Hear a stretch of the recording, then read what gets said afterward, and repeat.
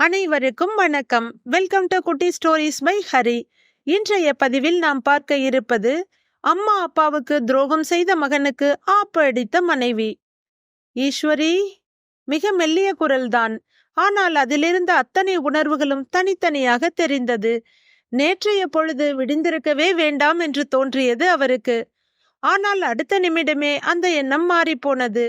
இன்று இல்லாவிட்டால் எப்படியும் இன்னொரு நாள் இவனுடைய சுயரூபம் தெரிந்திருக்கும். அது இன்றே தெரிந்தது கூட ஒரு வகையில் நல்லதுதான். கள்ளிப்பால் என்றுமே கறந்தபால் ஆகாதே. மனதிற்குள் சொல்லிக்கொண்டே எழுந்தவரின் கை கால்கள் சுத்தமாக மரத்து போயிருந்தது. உடம்பு யானைனா மனசுதான் மணியோசை போல. மனசு உடைஞ்ச அடுத்த நிமிஷமே உடம்பு சக்கையா போயிடுது. அதுக்காக இப்படி உட்கார்ந்தே இருக்க முடியுமா? நாம மட்டும்னா எப்படியோ பொண்ணு உட்கார்ந்துடலாம். ஆனா 35 வருஷமா ஓய்வில்லாம உழைச்ச மனுஷன் இன்னைக்கு உடைஞ்சு போய் படுத்திருக்காரு. ஊன்றுகோலா இருக்க வேண்டிய மொத்த மகன் இப்படி உசுரோட கொன்னுட்டானே. தாங்க முடியாத வேதனையுடன் முழங்கால்களை கைகளால் முட்டு கொடுத்தபடி எழுந்தார் ஈஸ்வரி. இந்த மொத்த உடம்பையும் தாங்குற கால்களுக்கு ஒரு பிரச்சனை வரும்போது உடம்பும் சேர்ந்தே ஆட்டம் கண்டிடுது. கால்களா இருந்த மனுஷன் கட்டில்ல விழுந்ததும் குடும்பம் கண்ணாடியா உடைஞ்சு போயிடுச்சு. இது எப்படி சரி செய்யறது? இனி என்ன பண்றது? நாளைய வாழ்க்கையை பற்றி நினைத்து அலைபாய்ந்த மனதுடன் அறைக்குள் வந்தார் ஈஸ்வரி. அந்த 10க்கு 10 அறைக்குள் பார்க்க பல விஷயங்கள் இருக்க 2 கண்கள் திறந்திருந்த கதவை மட்டுமே பார்த்து கொண்டிருந்தது.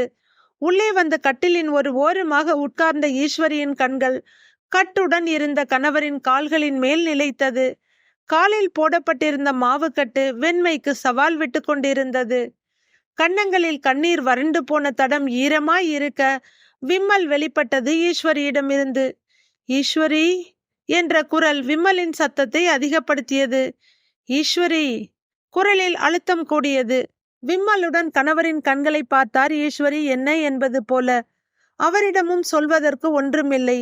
ஆனால் நேற்று மாலையில் இருந்து இதுவரை பச்சை தண்ணீர் கூட குடிக்காமல் அழுது கொண்டே இருப்பவளை எப்படியாவது சமாதானம் செய்தாக வேண்டும் என்ற ஆதங்கம் அவருக்கு.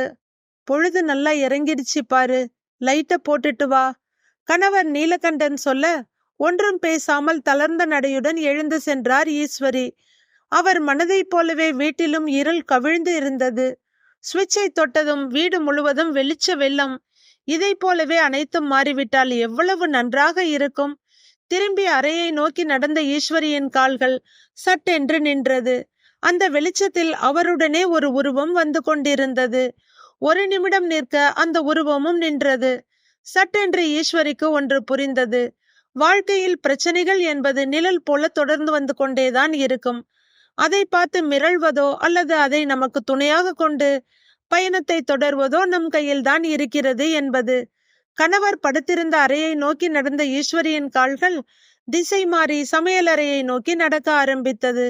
இருள் கவிழ்ந்திருந்த சமையலறையின் விளக்கை போட்டவர் கைகளை கழுவிக்கொண்டு கடகடவென்று தோசைக்கு மாவு கரைக்க ஆரம்பித்தார்.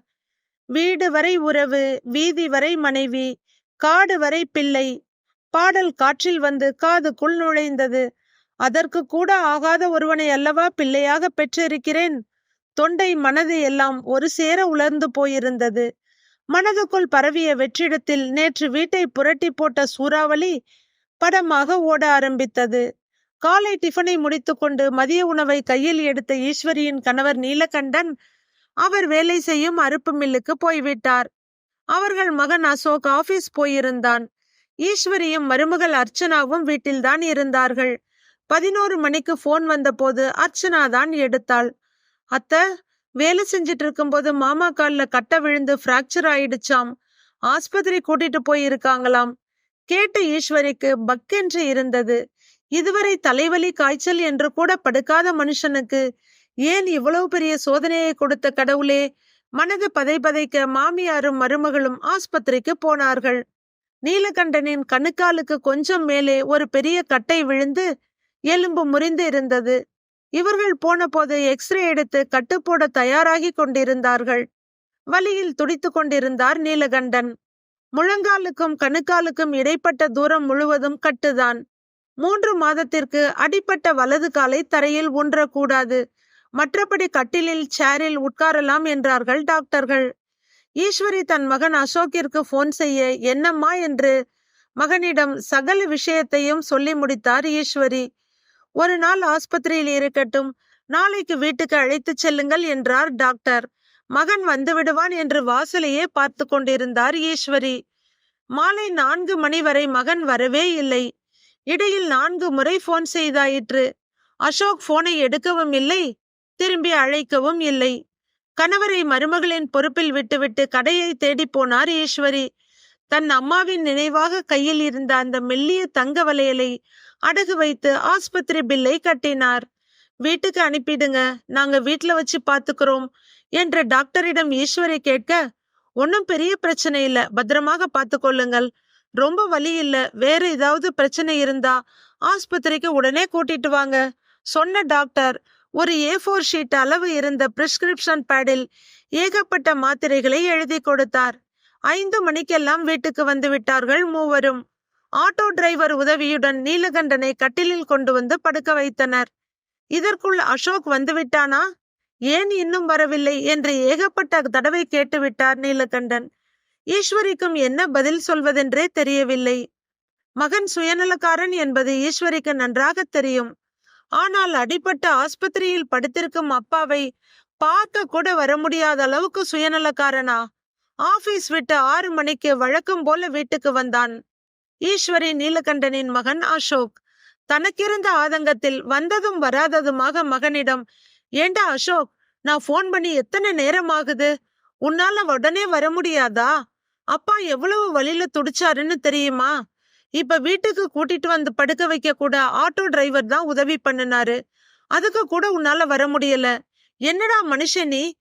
உன்னை எல்லாம் பெத்ததுக்கு பதிலா ஒரு கல்லை பெத்திருந்தா கூட துணி துவைக்கிறதுக்கு உதவி இருக்கும் என்று கத்திவிட்டார் ஈஸ்வரி. இப்ப நான் வந்து மட்டும் என்ன ஆக போகுது? அவரோட வலியை என்னால வாங்கிக்க முடியுமா? இல்ல நடந்ததுதான் இல்லைன்னு ஆயிடுமா? நீங்க ஆஸ்பத்திரி போய் என்ன பண்ணீங்க? டாக்டர் கட்டு போட்டு இருப்பாரு, ஆட்டோல வீட்டுக்கு கூட்டிட்டு வந்திருக்கீங்க, இவ்வளவு தானே. இதுக்கு எதுக்கு இத்தனை ஆர்ப்பாட்டம் பண்றீங்க? நீங்க போன் பண்ணின உடனே ஆஸ்பத்திரிக்கு வந்திருந்தா எல்லா செலவும் என் தலையில விழுந்திருக்கும். என்கிட்ட பணம் எல்லாம் இல்ல. மகனின் பேச்சை கேட்டு அதிர்ந்து போய் நின்றார் ஈஸ்வரி. உள்ளே படுத்திருந்த நீலகண்டனின் இதழ்களில் ஒரு கசப்பான புன்னகை. மருமகள் அர்ச்சனா அவனை ஒரு அற்ப பதரை பார்ப்பது போல பார்த்தாள். அவளுக்கு முன்பே தெரியும் அவளுடைய கணவன் ஆஸ்பத்திரிக்கு வரமாட்டான் என்பது. திருமணமாகி இந்த 1 வருடத்திலேயே தன் கணவன் ஒரு சுயநலக்காரன், மிகவும் அற்பம் என்று நன்கு புரிந்து கொண்டிருந்தாள்.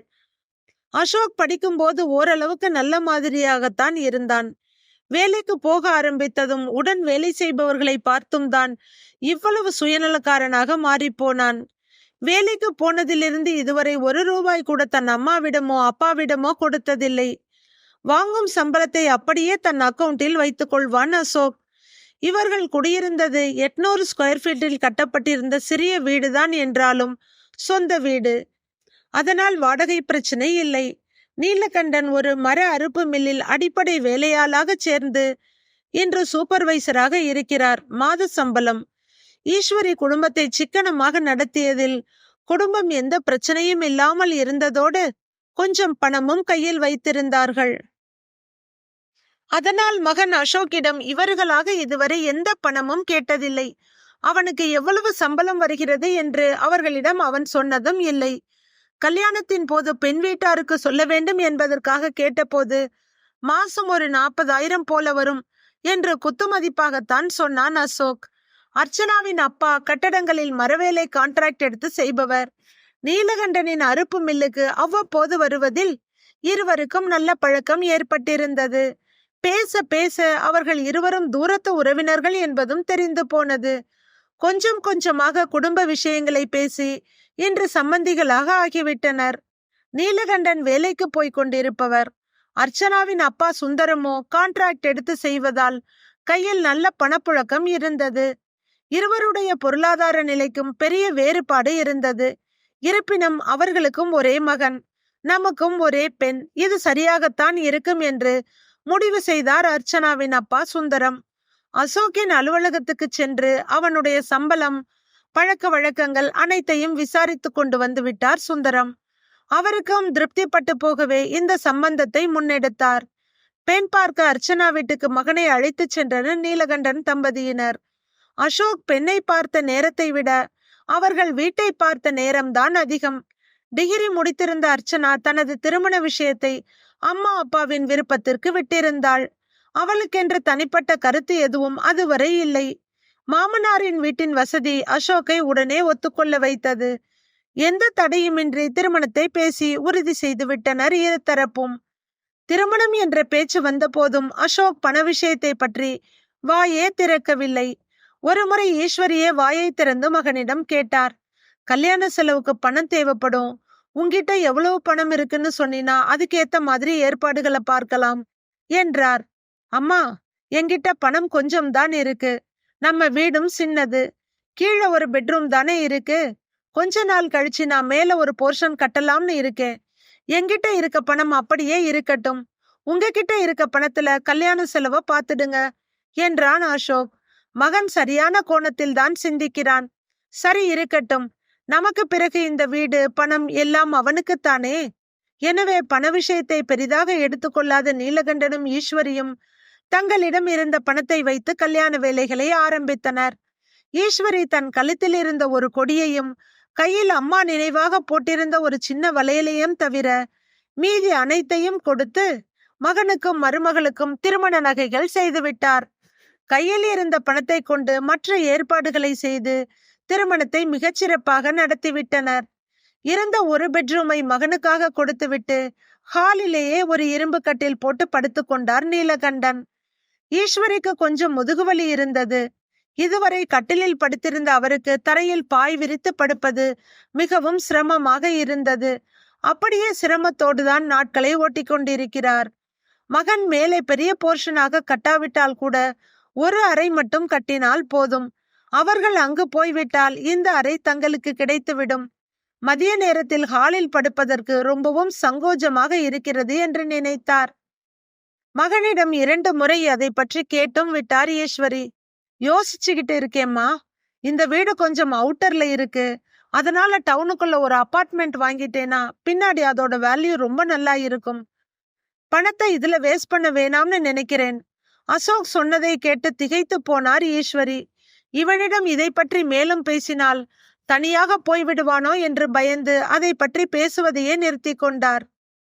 கல்யாணம் முடிந்த இந்த 1 வருடத்தில் வீட்டு செலவுக்காக அவன் எதுவும் கொடுத்ததில்லை. அவனுடைய மனைவி அர்ச்சனா தனக்கு வேண்டியதை கூட ஒரு முறைக்கு பல முறை கேட்க வேண்டியிருந்தது அவனிடம். இதை பார்க்கும் ஈஸ்வரி மருமகளுக்கும் என்ன தேவையோ அதையும் கேட்டு கேட்டு செய்து விடுவார். திருமண செலவு, அதன் பிறகான வீட்டு செலவு என்று நீலகண்டனின் வருமானம் சரியாக இருந்தது. அதனால்தான் இன்று ஆஸ்பத்திரி செலவுக்கு பணம் இல்லாமல் ஈஸ்வரி கையில் இருந்த வளையலை விற்க வேண்டியிருந்தது. இவன் என்னவென்றால் ஆஸ்பத்திரிக்கு வந்திருந்தால் செலவுகள் அவன் தலையில் விழுந்திருக்கும் என்று சொல்கிறான். ச்சே, என்ன மாதிரி ஜென்மம் இவன்! யாருக்கு செலவு செய்ய போகிறான்? அவன் அப்பாவுக்கு தானே. இவனை பெற்று வளர்த்து ஆளாக்கி திருமணம் செய்து வைத்து விட்டோம். இத்தனை ஆண்டுகளாக இவனிடம் 1 ரூபாய் கேட்டிருப்போமா? இல்லை இவனாகத்தான் கொடுத்திருக்கிறானா?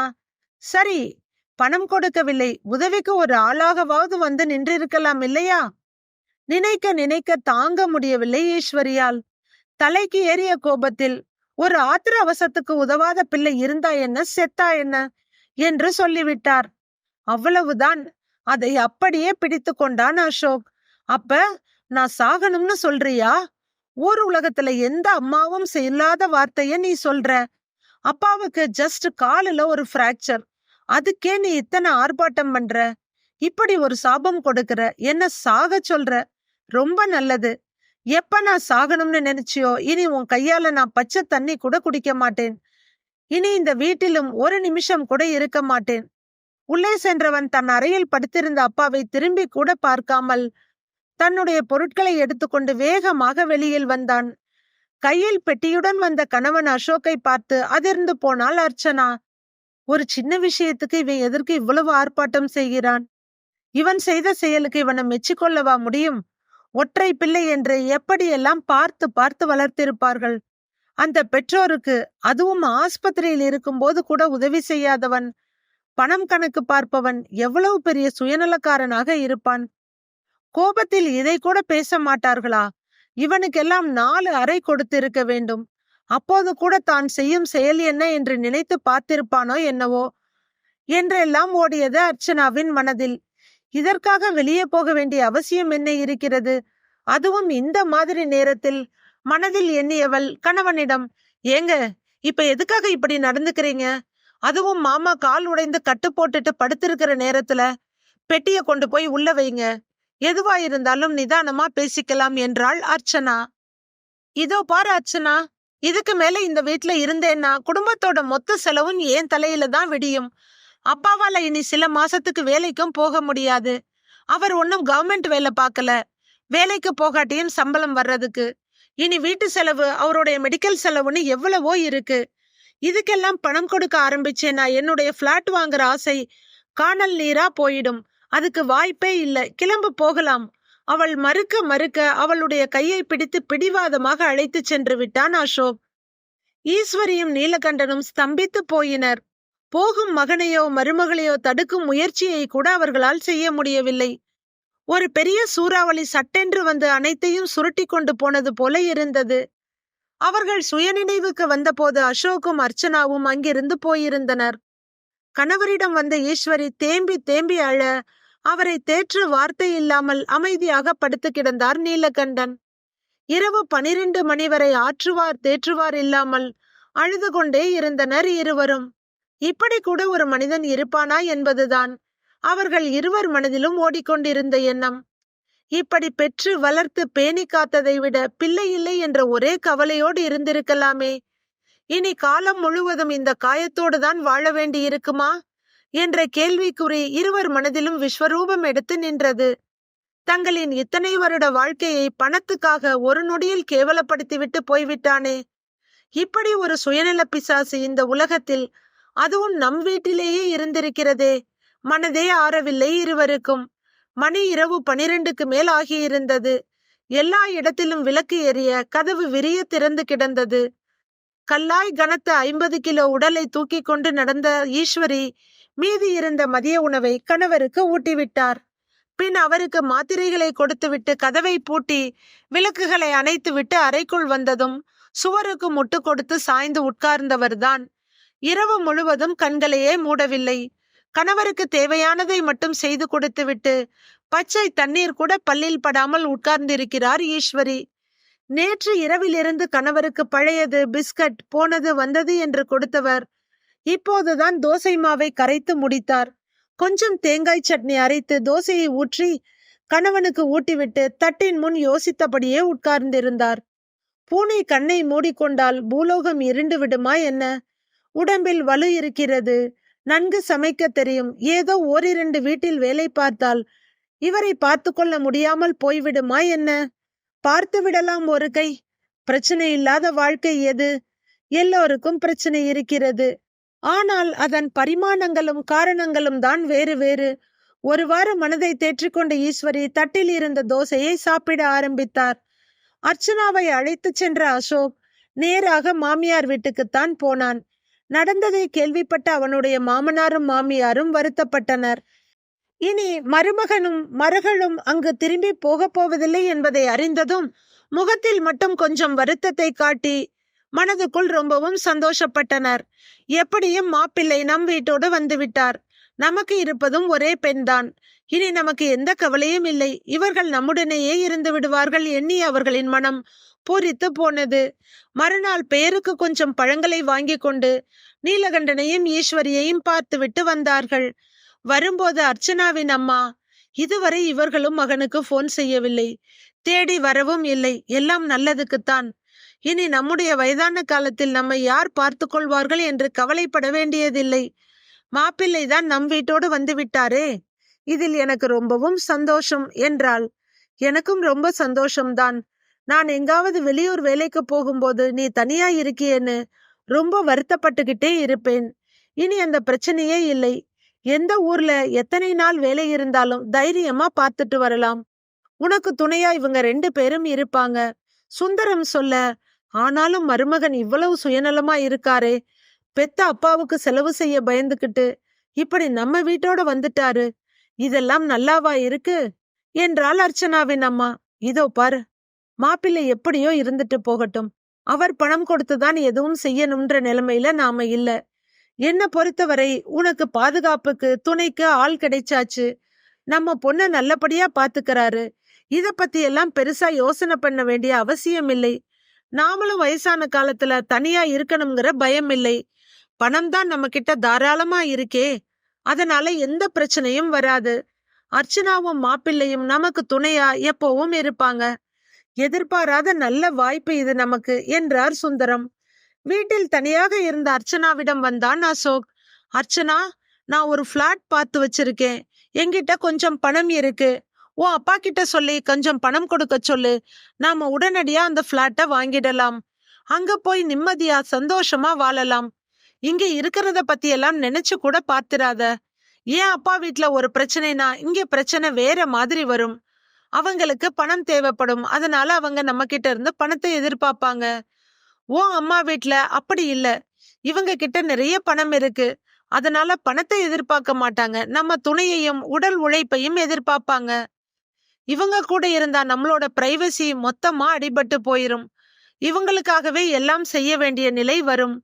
நல்லா யோசிச்சுக்கோ அர்ச்சனா. நம்ம வாழ்க்கைய நாம எப்ப வாழ்றது? நமக்கு பணமும் வேணும், நிறைய நேரமும் வேணும். காலம் கடத்தாம உடனடியா உங்க அம்மா அப்பா கிட்ட பேசி பணம் கொடுக்க சொல்லு. நேரம் கிடைக்கும் போதெல்லாம் மனைவியிடம் சொல்லிக்கொண்டே இருந்தான் அசோக். கணவனின் இந்த நச்சரிப்பும் அவனுடைய நடத்தையும் அர்ச்சனாவுக்கு மிகவும் எரிச்சலாக இருந்தது. நிறைய யோசித்தாள். நாளாக நாளாக அவளுடைய மனம் அவள் எடுத்த முடிவில் உறுதியாக தொடங்கியது. திரும்பி பார்ப்பதற்குள் ஒரு வாரம் முடிந்து விட்டிருந்தது. இந்த உலகில் எதற்காகவும் காத்திருக்க கவலைப்படாத ஒன்று இருக்கிறது என்றால் அது காலம் மட்டும்தான். வெளியூருக்கு சென்றிருந்த நீலகண்டனின் முதலாளி அன்றுதான் அவரை பார்க்க வந்தார். மிகவும் வருந்தினார். நெடுநேரம் இருந்து அவருக்கு ஆறுதலாக பேசிவிட்டு போகும்போது 25,000 ரூபாய் பணத்தை கொடுத்தார். விரைவில் குணமடைந்து வேலைக்கு வர வாழ்த்திவிட்டு எப்போது என்ன உதவி வேண்டுமானாலும் தயங்காமல் கேளுங்கள் என்று சொல்லி சென்றார். இந்த ஒரு வாரம் முழுவதும் படுத்தே இருந்ததில் நீலகண்டனுக்கு வெகுவாக முதுகுவலி ஏற்பட்டது. கொஞ்ச நேரம் உட்கார விரும்பினார். கணவருக்கு தோள் கொடுத்து கட்டிலை விட்டு ஈஸ்வரி இறக்க முயல அதில் தோற்று போய் இருவருமே கீழே சரியா தொடங்கினர். சரியாக அதே நேரம் அம்மா அம்மா என்று கூப்பிட்டு கொண்டே உள்ளே வந்த பெண் அவர்கள் இருவரையும் சட்டென தாங்கி பிடித்தாள். நல்ல வேலையாக இருவரும் கீழே விழாமல் தப்பித்தனர். அதன் பிறகு இருவரும் சேர்ந்து அவரை அழைத்து வந்து ஹாலில் இருந்த மேஜையின் மேல் உட்கார வைத்தனர். அந்த பெண் உள்ளே சென்று இருவருக்கும் தண்ணீர் கொண்டு வந்து குடிக்க வைத்தாள். கமலி, 10 நாளா எங்க போன? இன்னைக்கு எப்படி சரியான நேரத்துல வந்த என்றார் ஈஸ்வரி. கமலி வேறு யாரும் அல்ல, தெருவில் காய்கறிகளை தள்ளுவண்டியில் வைத்து விற்கும் ஒரு இளம் பெண். சிறுவயதிலேயே தந்தை இறந்துவிட அவளுடைய அம்மாதான் இந்த காய்வண்டியை தள்ளி கமலியையும் அவளுடைய தங்கை நேத்ராவையும் வளர்த்து கொண்டிருந்தாள். கமலி கல்லூரி முதல் ஆண்டு முடிக்கும் முன்பே அவள் அம்மா முற்றிப்போன காச நோயால் இறந்து விட்டாள். காலை மாலை இருவேளை என காய்கறிகள் பழங்கள் தள்ளுவண்டியில் கொண்டு வந்து தெரு தெருவாக விற்று செல்பவளுக்கு கடந்த 10 நாட்களாக இறுதி ஆண்டு பரீட்சை நடந்து கொண்டிருந்தது. ஈஸ்வரி வீட்டுக்கு தினமும் காய்கறி கொடுக்கும் வேலை அவளுடையதுதான். மற்ற வீடுகளைப் போல இல்லாமல் காய் வண்டியுடன் நிறைய நேரம் ஈஸ்வரி வீட்டில் உட்கார்ந்து விடுவாள். ஈஸ்வரி கொடுக்கும் எதையாவது சாப்பிட்டு ஈஸ்வரி மற்றும் அர்ச்சனாவுடன் பேசிக் கொண்டிருந்து விட்டுதான் செல்வாள் கமலி. ஒருமுறை அவளுடைய தள்ளுவண்டி மிகவும் பழுதடைந்து விட நீலகண்டன் தான் அதை சரி செய்து கொடுத்திருந்தார். கமலிக்கு அவர்களிடத்தில் மிகுந்த பாசம் மட்டுமல்ல, நிறைய மரியாதையும் இருந்தது. அதே உரிமையில் தான் இப்போது கடகடவென்று வீட்டுக்குள் வந்திருந்தாள். பரீட்சைக்கு போகும்போது ஈஸ்வரியிடம் சொல்லிவிட்டுத்தான் போயிருந்தாள். ஆனால் நடந்த கலவரங்களில் ஈஸ்வரி அதை மறந்து விட்டது போல கேட்கவும், மீண்டும் அம்மா, எனக்கு கடைசி பரீட்சை இருக்குன்னு சொல்லிட்டு போனேனே, மறந்துட்டீங்களா என கேட்க சட்டென்ற ஞாபகம் வந்தவரை, ஆமா கமலி, அடியோட மறந்துட்டேன். எப்படி பரீட்சை எழுதுன என்று கேட்க, நான் நல்லா எழுதியிருக்கேம்மா, கண்டிப்பா நல்ல மார்க் வாங்கிடுவேன். அது இருக்கட்டும், ஐயாவுக்கு ஏன் இப்படி, எதனால் ஆச்சு? கமலி கேட்க அனைத்தையும் சொல்லி முடித்தார் ஈஸ்வரி. அத்தோடு மகன் செய்த துரோகத்தையும் அவரால் சொல்லாமல் இருக்க முடியவில்லை. ஏனெனில் கடந்த 2 வருடமாக தினமும் கமலி இந்த வீட்டுக்கு வந்து போய்கொண்டுதான் இருக்கிறாள். ஈஸ்வரி சொல்லி முடித்த போது 6 விழிகளும் கண்ணீரில் மிதந்தன. ஈஸ்வரி எவ்வளவோ தடுத்தும் கேளாமல் வீட்டில் இருந்த வேலைகளை முடித்து நல்ல சமையல் செய்து அவர்கள் இருவரையும் சாப்பிட வைத்து பின் தானும் சாப்பிட்டு விட்டுதான் கிளம்பினாள் கமலி. மறுநாளும் வந்தவள், அம்மா, ஐயாவுக்கு தான் மரவேலை ரொம்ப நல்லா தெரியுமே. என் வண்டியில இருக்க கல்லாப்பெட்டி கூட ஐயா செஞ்சு கொடுத்ததுதான். நிறைய பேர் இதை எங்க வாங்கினன்னு என்கிட்ட பல முறை கேட்டு இருக்காங்க. ஐயாவால முடியும்னா இது மாதிரி பொருட்களை செஞ்சு கொடுக்கட்டும். நானே என் வண்டியில வச்சு வித்துட்டு வரேன். எனக்கும் தான் படிப்பு முடிஞ்சிருச்சே என்று கமலி கேட்க நீலகண்டனுக்கும் அது சரி என்று தோன்றியது. அவர் வேலை செய்த அறுப்பு மில்லின் முதலாளியிடம் கேட்க அவர் துண்டுக்கட்டைகளை தாராளமாக எடுத்துக்கொள்ள சொல்லிவிட்டார். கமலி தன்னுடைய தள்ளுவண்டியிலேயே அந்த கட்டைகளை அடுக்கி எடுத்து வந்து ஈஸ்வரியின் வீட்டில் வைக்க அவை பொருட்களாக மாறின. கமலி நீலகண்டனுக்கு யூடியூபில் நிறைய பொருட்களை காண்பிக்க அவரும் சந்தோஷமாக நிறைய பொருட்களை செய்தார். நாள் முழுவதும் படுத்துக்கொண்டு மேலே இருக்கும் சுவரையே பார்த்து கொண்டிருப்பதை விட இது எவ்வளவோ ஆனந்தத்தை கொடுத்தது. பொழுது மிக அழகாக பறந்தது. நீலகண்டன் செய்து கொடுக்கும் பொருட்களை முதலில் தன் வண்டியிலேயே வைத்து விற்க ஆரம்பித்தாள் கமலி. கமலி, என்ன பிசினஸ மாத்திட்டியா என்று கேட்ட அவளுடைய வாடிக்கையாளர்கள் தங்கள் பிள்ளைகளுக்காகவும் வீட்டுக்காகவும் மிக அழகான இந்த மரப்பொருட்களை வாங்கத் தொடங்கினர். நீலகண்டனின் உழைப்பும் கமலியின் உழைப்பும் சேர்ந்து வீட்டு செலவுக்கும் அவருடைய மருந்து மாத்திரைக்கான செலவிற்கும் எளிதாக பணத்தை கொண்டு வந்தது. கமலிக்கும் நாள் முழுவதும் வேலை சரியாக இருக்கவே அவளுக்கும் அவள் தங்கைக்குமான உணவை ஈஸ்வரியே தயாரித்து கொடுத்தார். அவருக்கும் எதை பற்றியும் சிந்திக்க நேரமில்லாமல் பொழுது சரியாக இருக்கவே மகனை பற்றிய நினைவுகளில் இருந்து வெளியே வந்தார். அடுத்து வந்த மாதத்தில் கமலி படித்த கல்லூரியில் ஒரு கண்காட்சி நடத்தினர். நிர்வாகத்திடம் அனுமதி பெற்று கமலியும் நீலகண்டன் செய்த பொருட்களை காட்சிப்படுத்தினாள். கண்காட்சிக்கு நிறைய முக்கிய பிரமுகர்களும் சில வெளிநாட்டு நிறுவனங்களும் வந்திருந்தார்கள். வந்தவர்கள் அனைவரும் விதவிதமான மரப்பொருட்களையும் அதன் நுண்ணிய வேலைப்பாடுகளையும் பார்த்து வியந்து போனார்கள். இதை செய்தவரை நாங்கள் பார்க்க வேண்டுமே என்று சில செய்தி நிறுவனங்கள் கேட்க மறுநாள் வீல் சேரில் அந்த இடத்துக்கு வந்தார் நீலகண்டன். வீல் சேரில் இருந்த அவரை அனைவரும் வியந்து பாராட்டினர். இவற்றை செய்தது மட்டும்தான் நான்.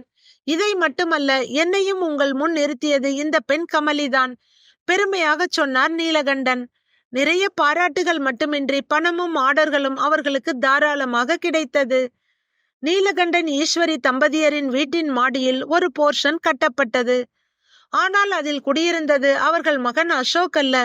அவர்களுக்கு எல்லா விதத்திலும் உறுதுணையாக இருக்க போகும் கமலியும் அவளுடைய தங்கை நேத்ராவும் தான் அங்கே இருந்தார்கள்.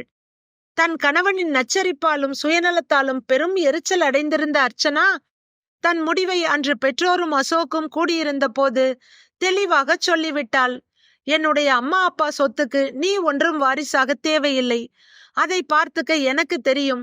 ஒண்ணு நீ என்னை உங்க அம்மா அப்பாவோட ஒழுங்கா வாழ விட்டு இருக்கணும். நீயும் அவங்களுக்கு உதவியா வாழ்ந்திருக்கணும். இல்லை, உன் கையில் இருக்க பணத்துக்குள்ள என்னை நீ வாழ வச்சிருக்கணும். இதெல்லாம் இல்லாம என்ன அம்மா அப்பா வீட்டுல கூட்டிட்டு வந்து என்னை விட்டுட்டு இவங்களுக்கும் எந்த விதத்திலும் உதவாம இங்க ஓசி சோறு தின்னுக்கிட்டு இருக்க. இதுல நீ பிளாட் வாங்க எங்க அப்பா பணம் கொடுக்கணுமா? அப்படியே நம்பி நான் வந்தாலும் ஓ அம்மா அப்பாவை நீ கழுத்தறுத்துட்டு வந்த மாதிரி என்ன விட்டுட்டு போக மாட்டேன்னு என்ன நிச்சயம்? இத்தனை வருஷமா உன்னை பெத்து வளர்த்து ஆளாக்கி உனக்கு எல்லாமாகவும் இருந்த அவங்களையே பணத்துக்காக தூக்கி எறிஞ்சிட்ட. நேத்து வந்த நான் எல்லாம் உனக்கு எம்மாத்திரம்? என் அம்மா அப்பா சொத்துக்கு நான் மட்டுமே வாரிசா இருந்துக்கிறேன். இதுக்கு மேலேயும் உனக்கு இந்த வீட்டுல இடம் இல்லை, கிளம்பு, அர்ச்சனா உறுதியாக கூறினாள். என்னம்மா இப்படி பேசுற மாப்பிள்ளைய என்று குறுக்கிட்ட அப்பாவை, அப்பா, இவரை எந்த விதத்திலும் நான் நம்புவதற்கு தயாராக இல்லை. எனக்கு இவர் வேண்டாம். உங்களுக்கு வேணும்னு முடிவு பண்ணினா நீங்க வச்சுக்கோங்க. நான் வீட்டை விட்டு வெளியே போயிடுறேன். நானும் என் மாமியார் வீட்டுக்கெல்லாம் போக மாட்டேன். அங்க போய் நான் இருந்தேன்னா இவரை பத்தின நினைவுகள் அவங்களுக்கு வரும். அந்த கஷ்டத்தை நான் அவங்களுக்கு கொடுக்க விரும்பல. நான் எங்கேயோ போறேன், என்ன நான் பாத்துக்குவேன். சொன்ன அர்ச்சனா எழுந்திருக்க அவளுடைய அம்மா அப்பா இருவரும் பதறி போனார்கள். எங்க பொண்ணு சொல்றதுல எந்த தப்பும் இல்ல. உங்களை நம்ப நாங்களும் தயாராக இல்ல. நீங்க கிளம்புங்க அசோக் என்றார் அர்ச்சனாவின் அப்பா. ஆடிப்போன அசோக் வேறு வழியின்றி தன்னுடைய பொருட்களை எடுத்துக்கொண்டு வெளியில் வந்தான். கையில் இருக்கும் பணத்தை மட்டும் வைத்து பிளாட் வாங்க முடியாது என்பது அவனுக்கு தெளிவாக தெரியும். அங்கிருந்து கிளம்பியவன் நேராக தன் அம்மா வீட்டுக்கு வர அந்த மாடி போர்ஷனில் இருந்து இறங்கி வந்தாள் கமலி. வீட்டின் வாசலில் திரு நீலகண்டன் கைவினை கலைஞர் என்ற மரபோர்டு அழகாக வைக்கப்பட்டிருந்தது. வியந்து போய் உள்ளே நுழைய முயன்ற அசோக்கை தடுத்தது ஈஸ்வரியின் குரல். யார் நீ?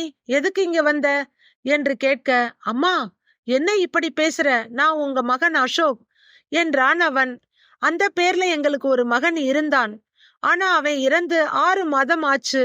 எங்களுக்கு கமலி நேத்ரான்னு 2 பொண்ணுங்க மட்டும்தான் இருக்காங்க.